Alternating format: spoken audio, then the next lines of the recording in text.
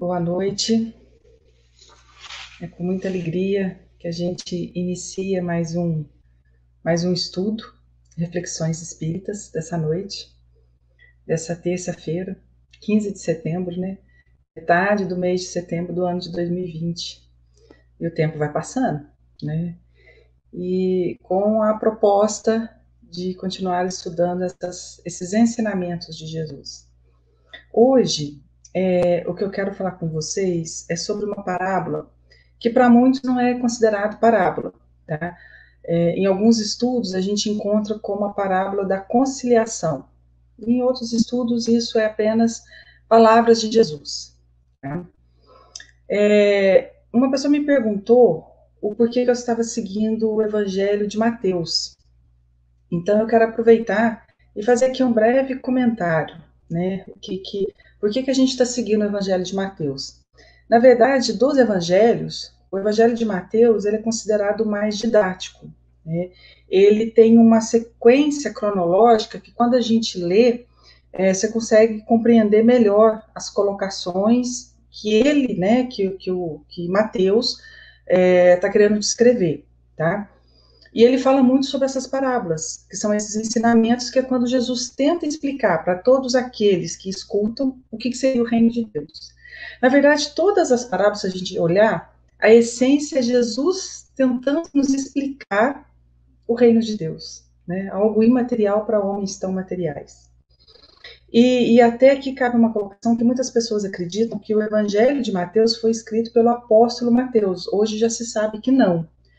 Provavelmente esse evangelho foi escrito por um outro Mateus, um judeu, que tinha bases fortes no Antigo Testamento, né? Porque no estudo mais detalhado encontra-se muita coerência com o Antigo Testamento, e provavelmente foi escrito por volta aí de 80, 90 depois de Cristo, como a maioria dos evangelhos, né? Do que a gente tem dentro da Bíblia, que é considerado um livro sagrado. Mas a gente tem inúmeros livros sagrados, né? Inúmeras religiões, entre os hindus, budistas.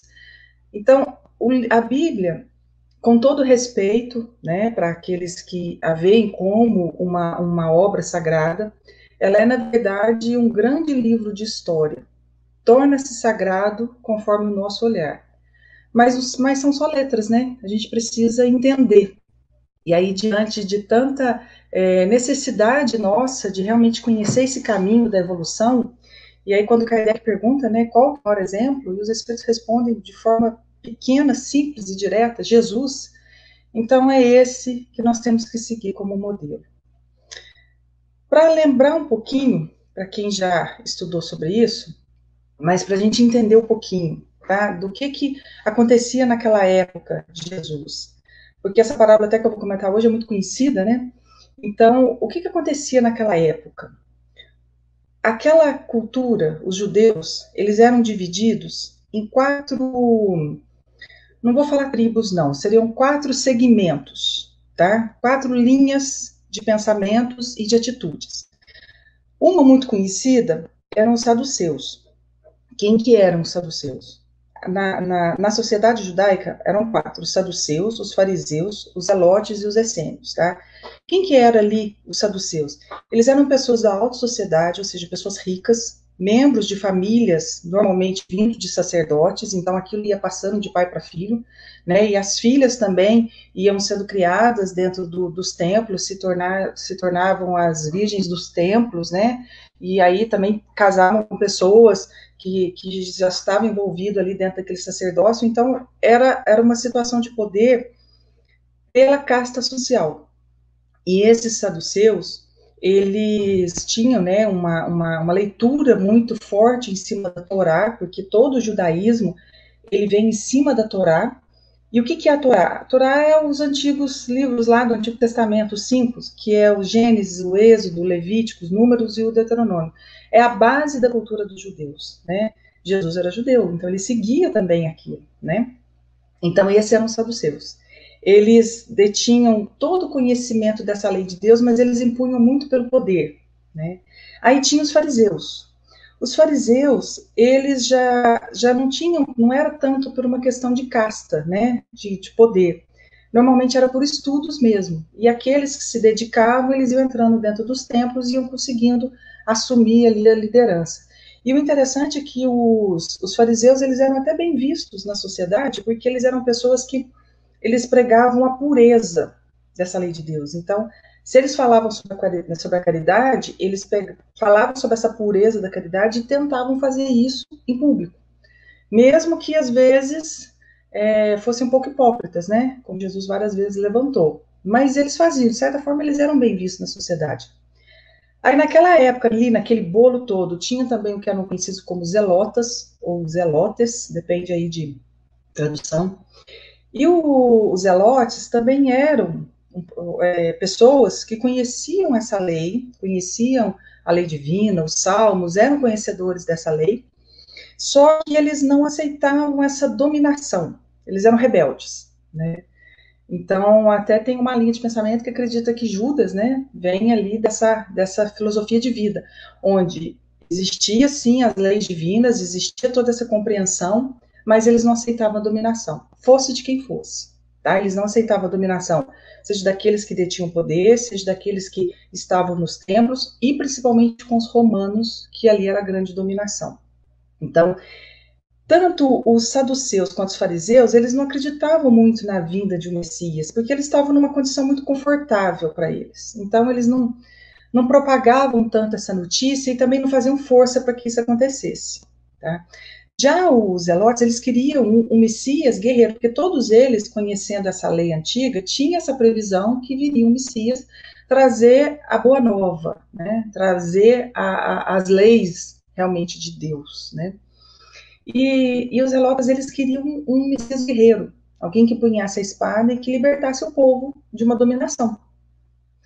E tinha os essênios, né, que dentro dessas linhas que existiam na época, os essênios é a que mais me encanta. Nós não temos muitos registros dos essênios, mas nós sabemos que quando Jesus, dos 12 aos 29 anos, ele está dentro de uma comunidade essênica, ou essiânica, né? E os essênios, eu acredito que eles já traziam esse conhecimento até ancestral, porque eles eram pessoas muito ligadas à natureza, eram trabalhadores, eram pessoas do povo que trabalhavam, mas tinham uma fraternidade, uma amizade, uma cooperação muito grande. Eles eram aquele povo que, se de repente soubesse que uma cidadela, podia ser longe, tinha sido atacada pelos romanos e muitas pessoas morreram, queimaram plantações, eles enchiam lá os burrinhos deles, as mulas, com mantimento, com as ervas, e iam nessa comunidade acudir. Então eles eram muito respeitados, porque eles tinham conhecimento de natureza e de cura que os outros povos não tinham. E os essênios não era só ali daquela região. Os essênios eram uma grande comunidade em vários lugares, até onde eles chamavam na época da Terra Vermelha, que é o Egito. Então eram pessoas simples do povo, mas que detinham um conhecimento fora do comum. E eles conheciam essa proposta do Messias. E quando Jesus vem, né, encarna nessa terra com essa proposta de demonstrar para nós, né, aquele professor que chega de ficar falando e que ninguém escuta, então eu vou lá e vou demonstrar como é que se faz. Quando Jesus aqui chega, esse povo, né, a fraternidade dos essênios, eles já sabiam dessa vinda, da forma como seria o mestre. E eles foram um dos grandes propagadores. Porque se vocês imaginarem que Jesus ficou andando e pregando para uma pequena comunidade ali, né, naquela região da Galileia. E como que toda essa notícia dele, esse evangelho dele toma proporções enormes? Por causa dos essênios. Eles que já conheciam o mestre, não dos 30 aos 33, aquilo foi só o pontapé final, né? Colocar em público aquilo que ele já vinha fazendo desde os 12 anos, até antes.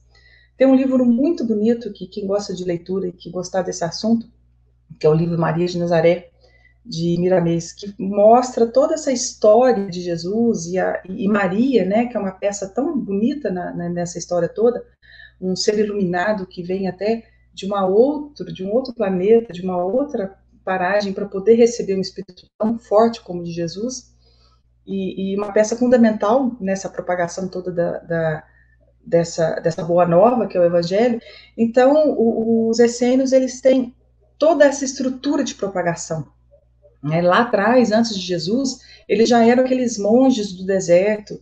Então, a estrutura deles, a forma como eles viram o mestre era muito diferente do que os outros segmentos viram, né? Então, eles foram os grandes propagadores da Boa Nova. E a gente não encontra muito registros escritos sobre eles, porque eles não eram aqueles que escreviam, eram aqueles que faziam, né? Como eu disse, eram aqueles que, se soubesse que uma comunidade estava passando dificuldade, saíam ali pessoas e iam até aquela comunidade e ficavam morando naquela comunidade até restabelecer a agricultura, estabelecer a saúde do povo, e ficavam ali 2, 3 anos. Terminou o trabalho deles, eles iam para outros lugares. Então, eram pessoas desapegadas dentro de bens materiais, mas extremamente fraternos, né? A proposta do Cristo. Então, este era o cenário de Jesus naquela época.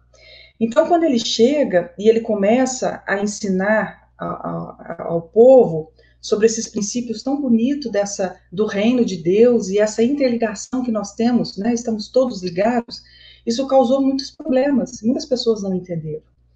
E aí a questão das parábolas, né, porque eram ensinamentos de forma simples para os povos mais humildes, mas também algumas cutucadas para aqueles que eram entendedores da lei, né? Jesus falava todas as línguas, né? Então, ele chega com essa proposta. E o Evangelho de Mateus, ele traz dentro de uma linha cronológica muito bonita. Por isso que a gente, quando vai estudar as parábolas, normalmente a gente busca mais o Evangelho de Mateus. Qual que é a parábola hoje que eu quero conversar com vocês? Chama a parábola da conciliação. Deixa eu ver se eu consigo colocá-la aqui. Eu estou aprendendo a mexer, sabe? Então, eu estou conseguindo fazer algumas coisinhas. Hoje até eu tive a ajuda da Denise, a Denise já está até aí, né? Hoje eu tive uma ajudinha da Denise. É esse o evangelho, essa a parábola que eu quero conversar com vocês, o Evangelho de Mateus, capítulo 5. O que está acontecendo ali naquela época, naquele momento ali do capítulo 5? Jesus está falando sobre os mandamentos de Moisés. Tá? E ele fala que ele não veio para destruir a lei. E ele começa a falar sobre os mandamentos de Moisés e as explicações. E aí ele fala sobre isso, ó. Concilia-te depressa com teu adversário, enquanto estás no caminho com ele, para que não aconteça que o adversário te entregue ao juiz, e o juiz te entregue ao oficial, e te encerre na prisão.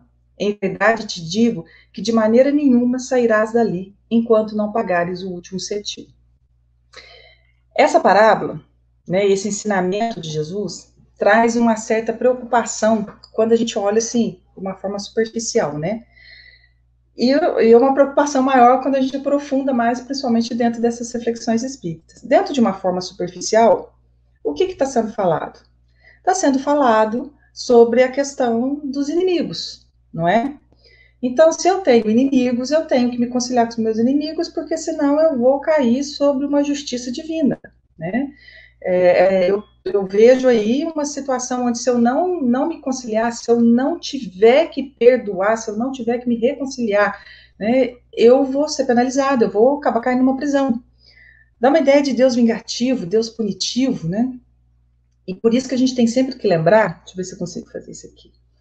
A gente tem sempre que lembrar de uma frase de Paulo, na segunda carta aos Coríntios, no capítulo 3. Paulo fala o seguinte: temos essa confiança em Deus graças ao Cristo, conforme os ensinamentos que Jesus nos trouxe.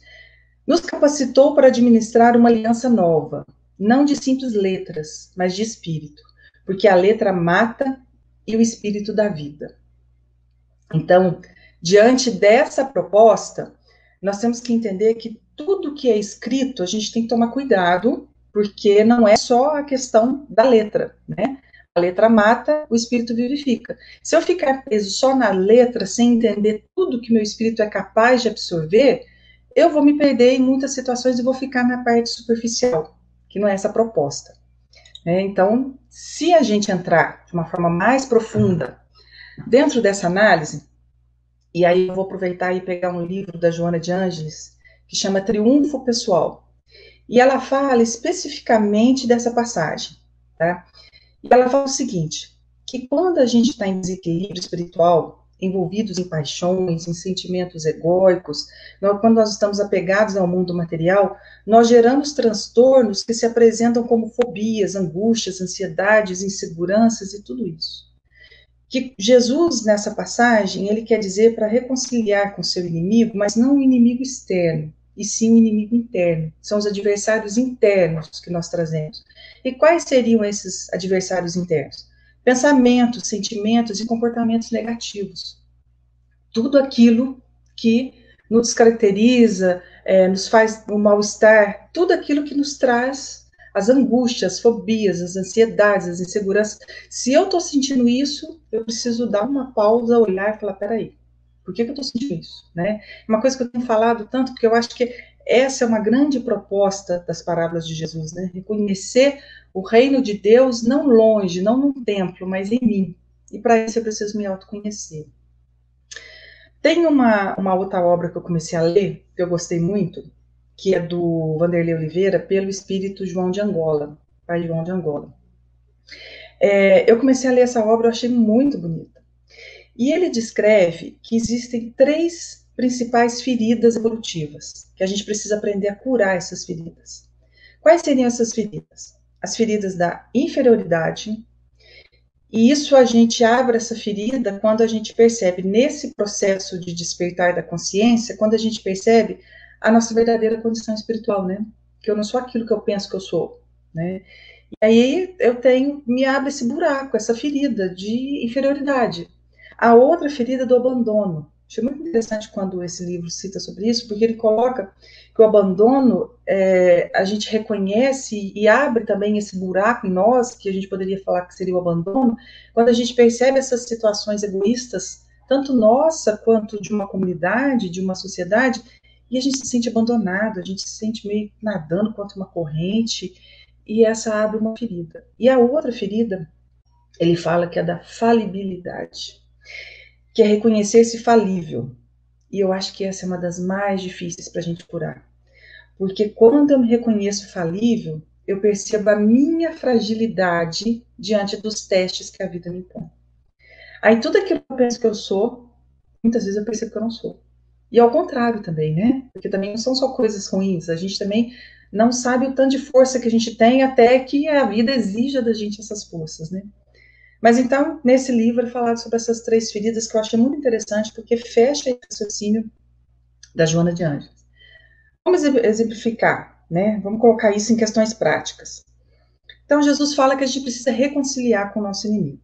Se a gente olhar, então, de uma forma superficial, eu preciso perdoar aquelas pessoas que me magoaram, aquelas pessoas que agiram com ingratidão, agiram com traição, com injustiça, de alguma forma eu me senti lesada, e aí eu preciso perdoar, porque eu vejo naquela pessoa um inimigo, um adversário, e eu preciso perdoar aquela pessoa. Bom, se eu olhar de forma superficial, eu vou achar que o perdoar é uma obrigação. Eu tenho que perdoar, porque senão eu vou ser castigado por Deus.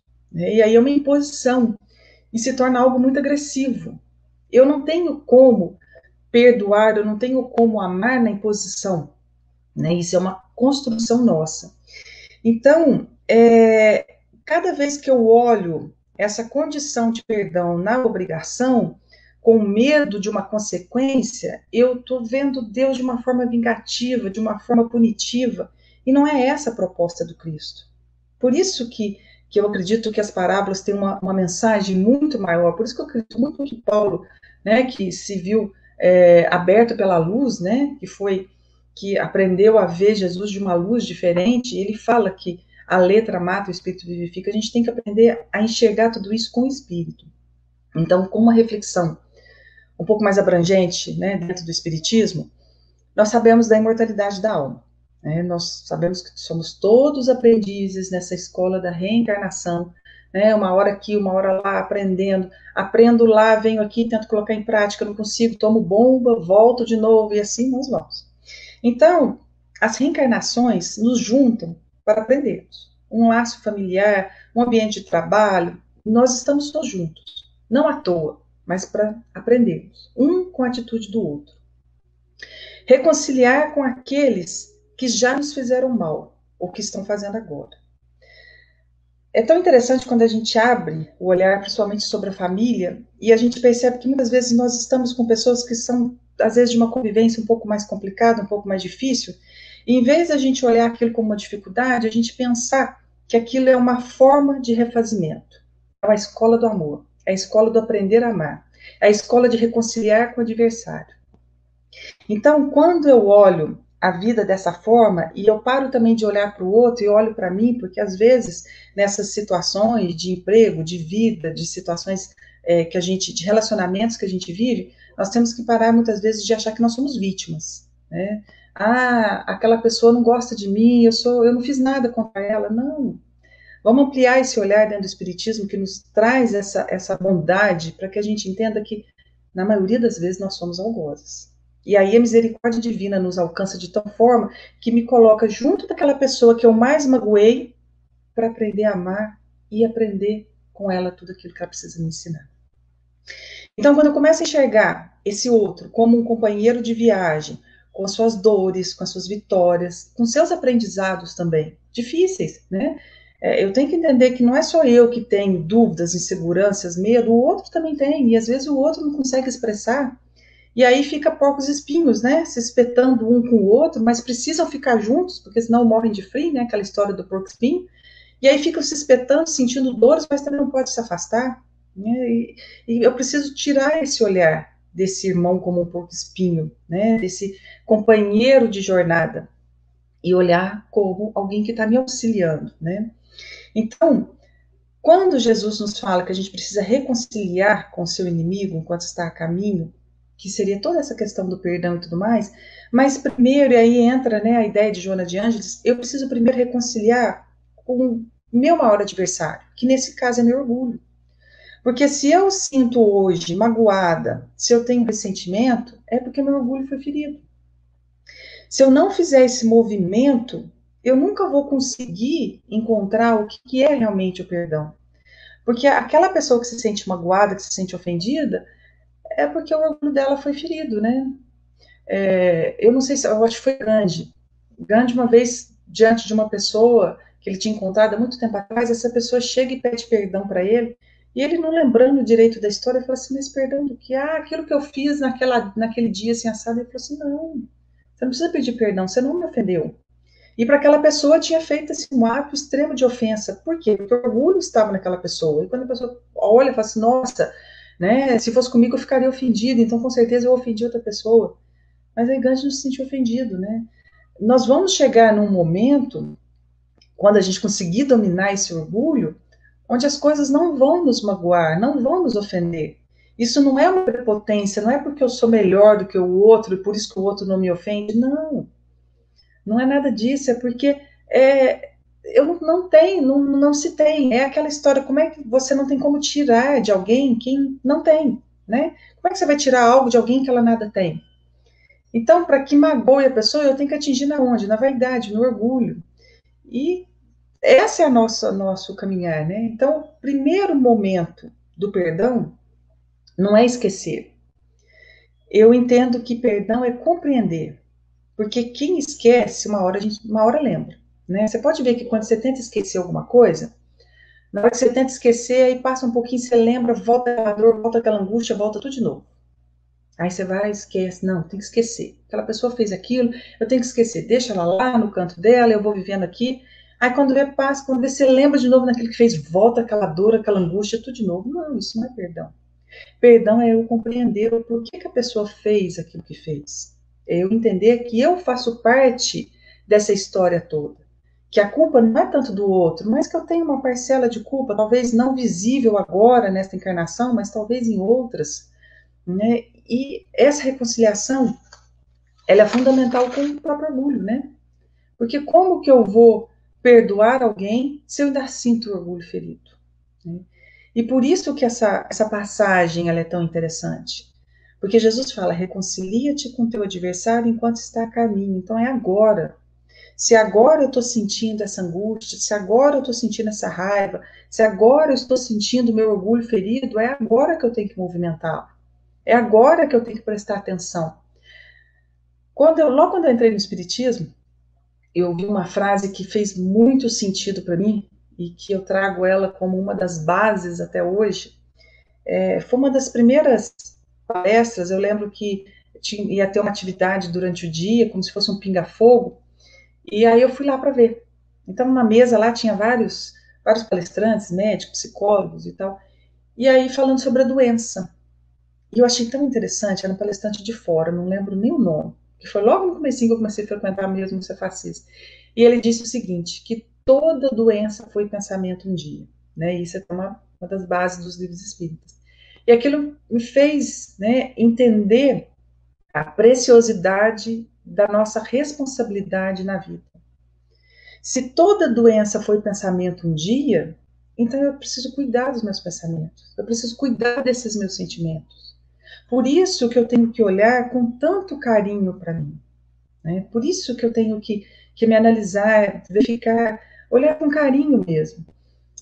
O Alírio, nessas obras que eu tenho seguido, que é o livro Parábolas Terapêuticas de Jesus, o Alírio é um grande médico, psicólogo, homeopata, e ele traz assim, uma visão muito bonita dessas parábolas, né? E eu tenho seguido a linha de raciocínio dele. E ele faz uma comparação maravilhosa. Ele coloca o seguinte, que se reprimimos ou se negamos os sentimentos da nossa existência, nós transformamos ele em adversário, né? Então, se agora eu estou sentindo raiva, eu estou sentindo raiva sim. É isso que eu estou sentindo.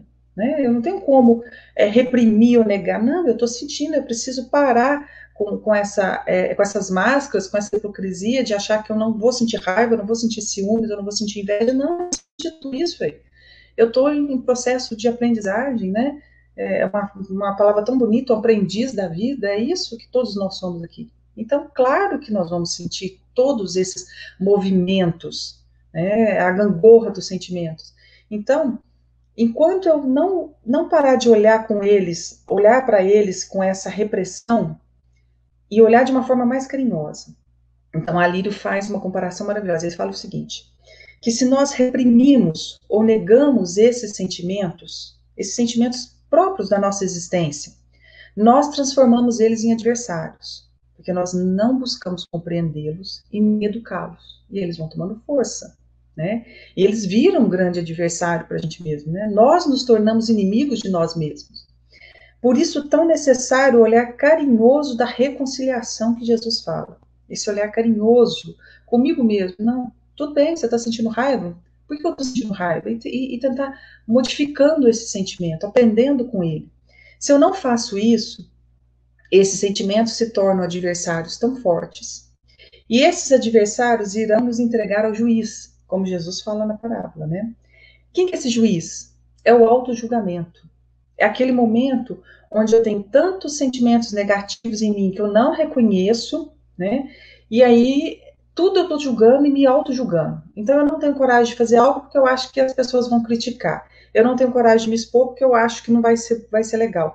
Então eu não consigo fazer nada porque com isso eu estou me auto-julgando constantemente.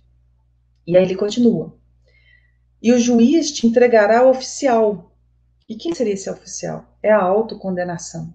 É onde eu mesmo fico me condenando. Eu não consigo entender a lei da misericórdia, eu não consigo entender nada dessas leis divinas e fico me autocondenando. Então, tudo que acontece de ruim é culpa minha, né? Todas as situações, não, eu mereço sim, eu fiz por merecer e assim eu vou piorando cada vez mais a situação. E aí ele finaliza lá. E o juiz nos entregará ao oficial, que é essa autocondenação, para nos colocar na prisão. E o que é essa prisão? A culpa. E olha que eu vou falar uma coisa, eu acredito que esse é um movimento que nós estamos fazendo reencarnação após encarnação. Esse eu acho que é o grande movimento da nossa existência, né?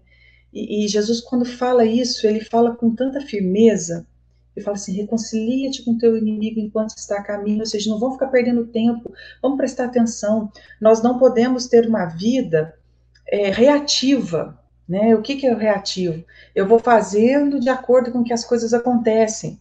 Então, as minhas reações são de acordo com as situações. Eu não paro para pensar, eu não desperto a minha consciência.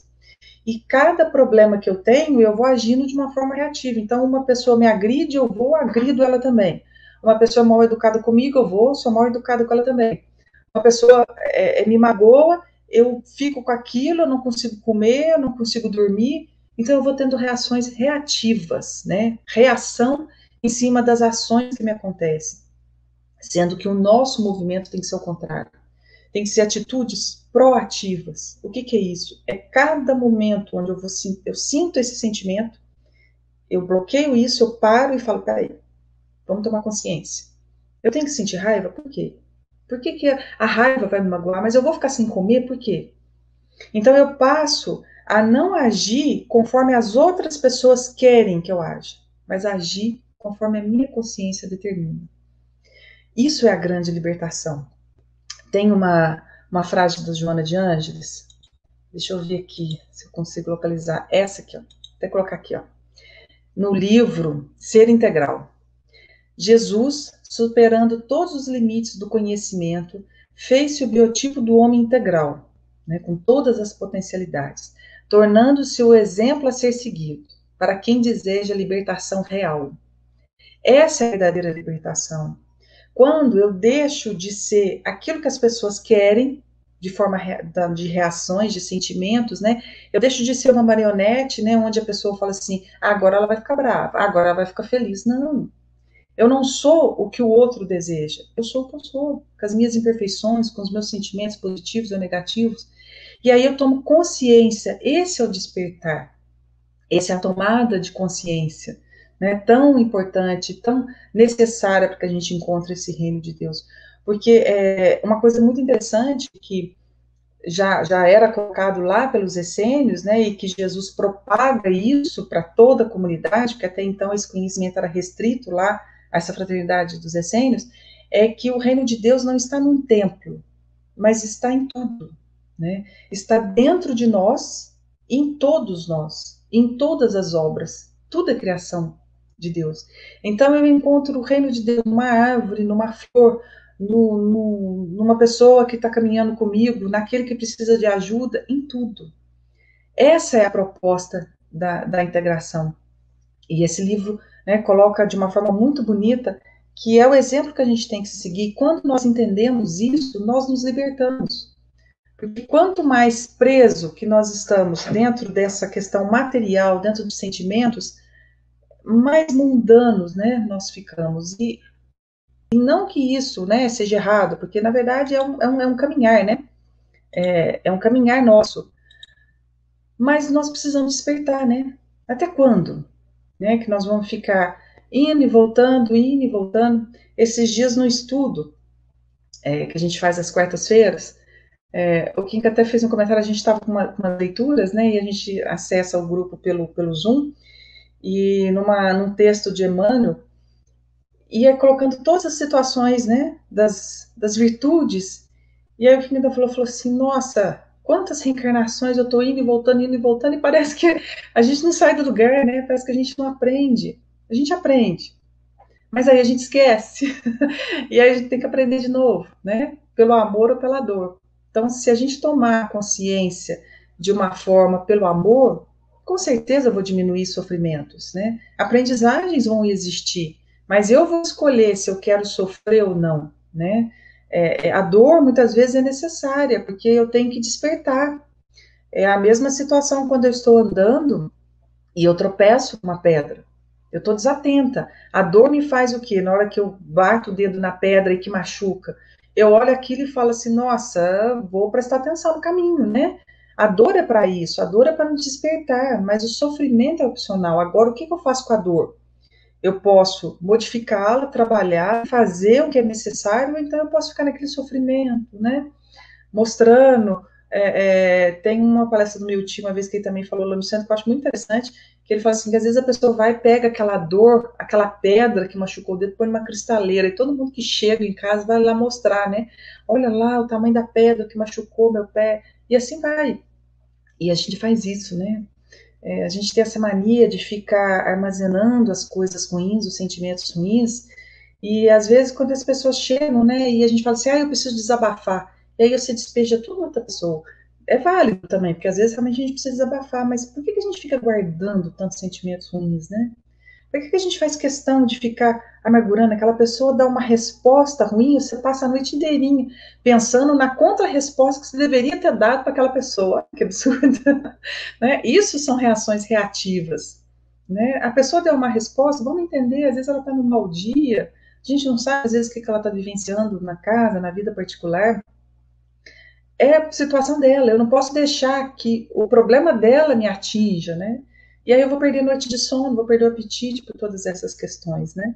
Então, esse é o despertar, esse é o reconciliar. E quando Jesus nos alerta sobre isso, e aí vem o mais, né? Mais pesado, mais complicado para a gente. O que ele fala? Deixa eu voltar aqui com a parábola lá, ó. Olha lá.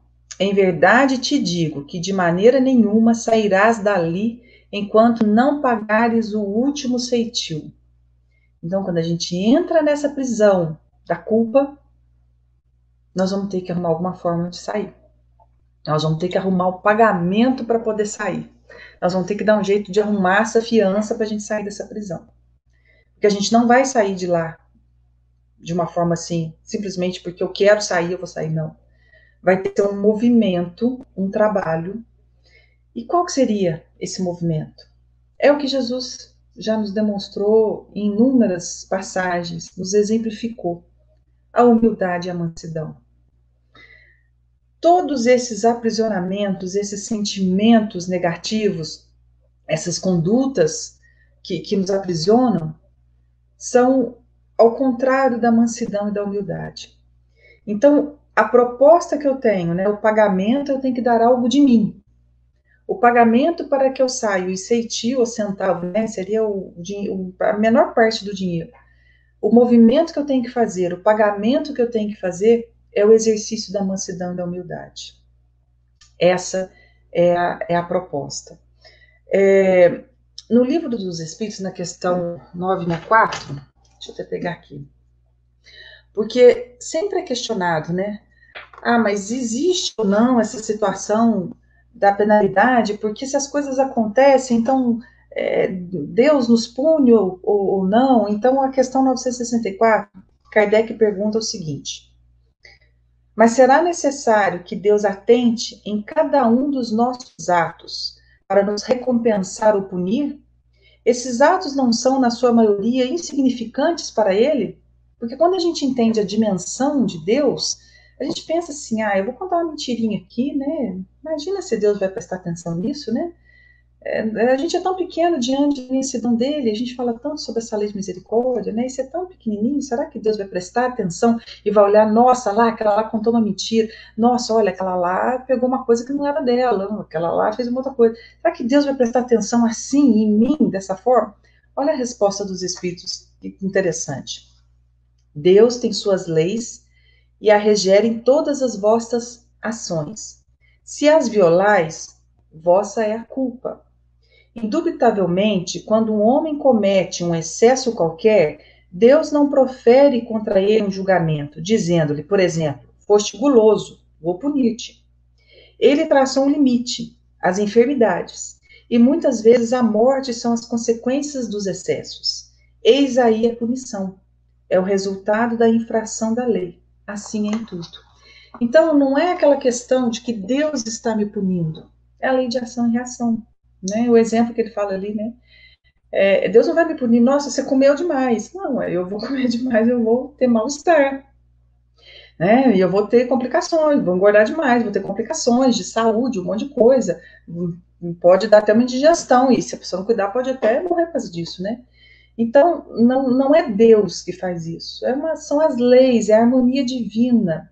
E se eu preciso me atentar sobre todas essas situações, para que quando eu consiga fazer esse despertamento de consciência sem dor, sem sofrimento, esse despertamento de consciência de uma forma amorosa comigo mesmo, eu entenda os caminhos que eu tenho que levar.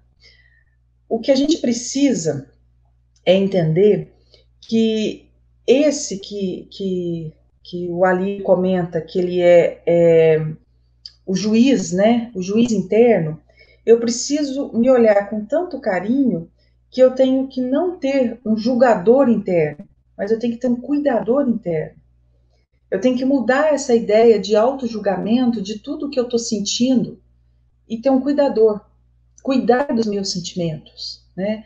Isso está tão em voga, está sendo tão falado diante de tantos aspectos, não só nessa questão da pandemia, né, do isolamento social, de toda essa mudança que nós estamos vivendo, mas antes disso também, né, essa questão mesmo do Setembro Amarelo, que tantas pessoas cometem o suicídio, é um sinal de alerta.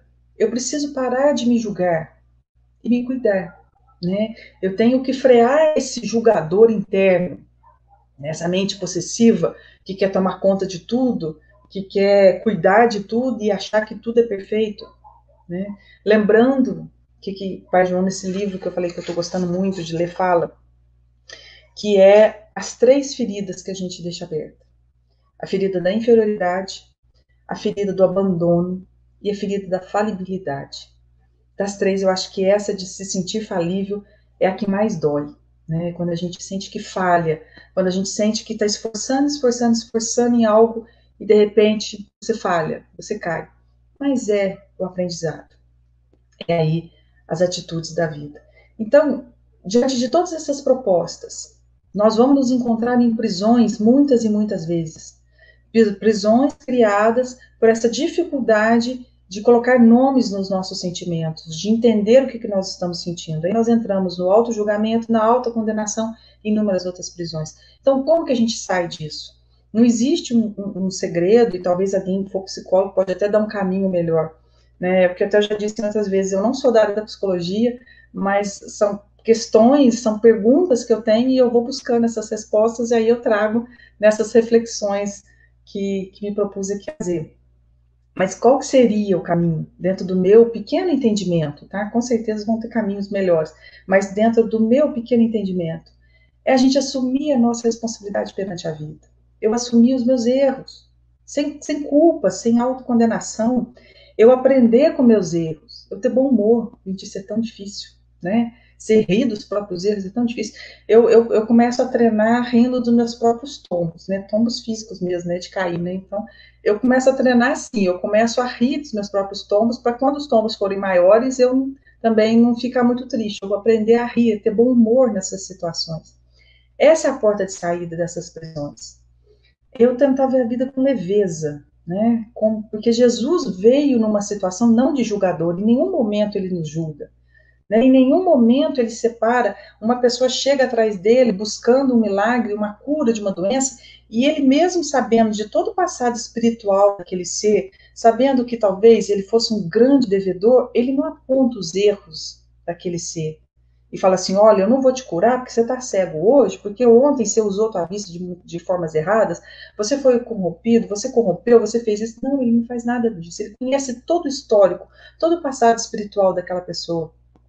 E ele olha com extremo amor e cura, sem julgamento, sem nada. Então, Jesus demonstra isso o tempo todo. Se ele demonstra isso o tempo todo, é porque é assim. Né? É essa atitude do Pai para conosco, é essa atitude dele. Então, diante disso, por que eu tenho que ficar me julgando, na verdade? Então, nós precisamos olhar de forma muito carinhosa, tirar esse julgador interno e colocar um cuidador interno, né? Alguém que olhe com mais carinho, né? E eu quero aproveitar, eu vou tentar fazer um teste, tentar colocar uma música que eu gosto muito. E quando eu estava montando esse estudo, né, e acabou que eu comecei a ir por esse caminho das feridas, né, por causa dessa obra que eu estou lendo agora, e aí eu lembrei de uma música que já tem uns 2 anos, ou até mais. A Helena, né, minha filha, me mostrou. Um dia ela me chamou e falou, mãe, olha que música mais linda. E ela sempre tá cantando essa música. E na hora que eu tava fazendo isso aqui, a música me veio direitinho. Eu falei assim, eu vou tentar fazer. Quem até tentou me ajudar hoje foi a Denise. Vamos ver se eu consigo colocar, tá? Deixa eu ver se eu consigo buscar aqui o vídeo.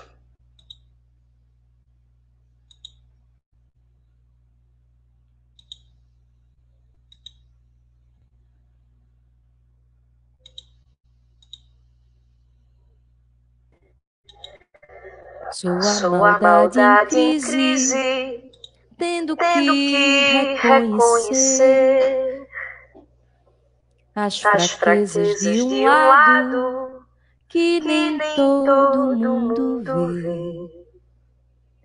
Fiz em mim uma faxina e encontrei no meu umbigo o meu próprio inimigo, que adoece na rotina. Eu quero me curar de mim, quero me curar de mim, quero me curar de mim. O ser humano é esquisito, armadilha de si mesmo. Fala de amor bonito e aponta o erro alheio. Vim ao mundo em um só corpo, esse de 1,60 m. Devo a ele estar atenta. Não posso mudar o outro. Eu quero me curar de mim. Quero me curar de mim. Quero me curar de mim. Vou pequena e pianinho fazer minhas orações. Eu me rendo da vaidade que destrói as relações.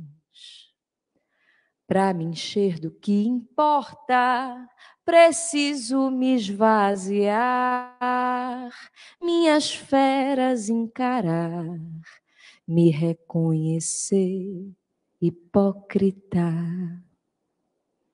Sou má, sou mentirosa, vaidosa e invejosa. Sou mesquinha, grão de areia, boba e preconceituosa. Sou carente, amostrada, dou sorrisos, sou corrupta, malandra, fofoqueira, moralista, interesseira. E dói, dói, dói me expor assim. Dói, dói, dói despir-se assim. Mas se eu não tiver coragem para enfrentar os meus defeitos, de que forma, de que jeito eu vou me curar de mim? Se é que essa cura há de existir, não sei, só sei que a busco em mim, só sei que a busco me curar de mim.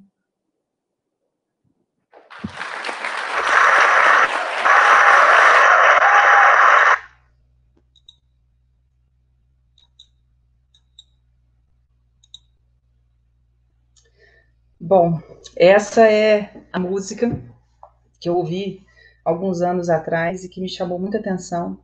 E hoje, quando eu estava montando esse estudo, me veio ela à mente nessa busca, né, de nos curarmos. Então, para a gente se curar, primeiro a gente precisa entender onde que dói, né? Onde que estão as feridas. Então, por isso que é tão interessante todas essas propostas de Jesus.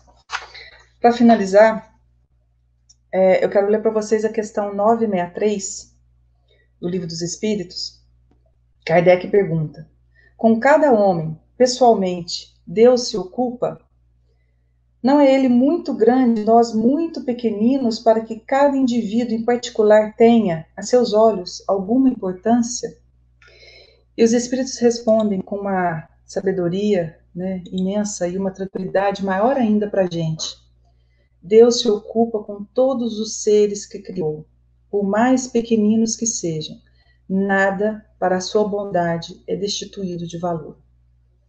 Então, diante dessa lei de misericórdia divina, né, desse Pai amoroso, dessa essência divina que é puro amor, todo e pequeno movimento, qualquer movimento que eu fizer na busca de me melhorar, eu tenho um apoio muito grande da espiritualidade. Deus cuida de nós. Deus nos auxilia na cura dessas feridas. O trabalho é nosso, né? O movimento é nosso. Mas o remédio, né? O anestésico é dele. Então a gente só precisa fazer esse movimento de buscar que o restante nos chega, né? Jesus, em uma outra passagem, ele diz, né, que aquele que bate, a porta se abrirá. E é tão bonito uma imagem disso, porque é uma porta que não tem fechadura, né? Ela só abre interno, porque é a porta interna do nosso coração. Então nós podemos abrir. Então essa é a proposta da Boa Nova. Essa é a proposta do Cristo, aquele que chegou nos mostrando que o reino de Deus, que tudo isso que a gente busca de equilíbrio, de paz, de serenidade, existe. Não num templo, não no outro, mas em nós mesmos. Estamos todos conectados nessa busca do mais alto.